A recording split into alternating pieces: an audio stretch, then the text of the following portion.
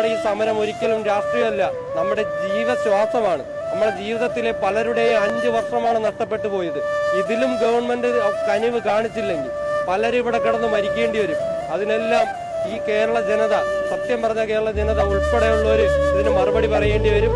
അതിന് ഒരു സാക്ഷ്യം വഹിക്കുന്നതിന് കേരളത്തിലെ ഒരു ഉദ്യോഗാർത്ഥികൾക്കും ഒരു തലമുറയ്ക്ക് ഒരു അവസ്ഥ വരരുത് എന്നാണ് ഞാൻ പ്രാർത്ഥിക്കുന്നത്. കാരണം സ്വന്തം അച്ഛനും അമ്മയും കഷ്ടപ്പെട്ട് ഇതുവരെ പഠിപ്പിച്ച് അവരുടെ ശരീരത്തിൽ നിന്ന് ഒരു മുറിവോ ചോരയോ ഒന്നും ഉണ്ടാവരുത് എന്ന് ദിവസങ്ങളോളം ദൈവങ്ങളോടെ എല്ലാവരുടെയും പ്രാർത്ഥിച്ച് വളർത്തിയ കുട്ടികളിൽ നിന്നാണ് ഈ ചോര ഊരിയെട്ടിയെടുത്ത് ഇവിടെ ഒരു ചെങ്കോട് തീർക്കേണ്ടി വന്നത്. വളരെ ദയനീയമായ അവസ്ഥയാണ്. ഇനിയും ഗവൺമെന്റ് അനുകൂലമായ ഒരു തീരുമാനം എടുത്തില്ലെങ്കിൽ നമ്മൾ ഇനി മരണത്തിലേക്ക് പോകും എന്നുള്ളൊരു പ്രതീകമാണിത്. കാരണം ചോര വാർന്നെന്ന് പറയുന്നത് അവസാന മരണമാണ്. ഇത് കാണുന്നത് നമ്മളല്ല, നമ്മളെ കുടുംബങ്ങളാണ്. നമ്മളെ കുടുംബങ്ങൾ ഇനി ഏത് രീതിയിൽ പ്രതികരിക്കുമെന്ന് വെച്ചാൽ പറയാൻ വയ്യ, അത്രയ്ക്ക് സങ്കടമുണ്ട്. ഇത് കാണുന്നത് നമ്മുടെ അമ്മയും അച്ഛനും നമ്മുടെ മക്കളും നമ്മുടെ സഹോദരങ്ങളുമാണ്. അവരൊന്നും ഒരിക്കലും ഈ കേരളത്തിന് മാപ്പ് തരുമെന്ന് തോന്നുന്നില്ല.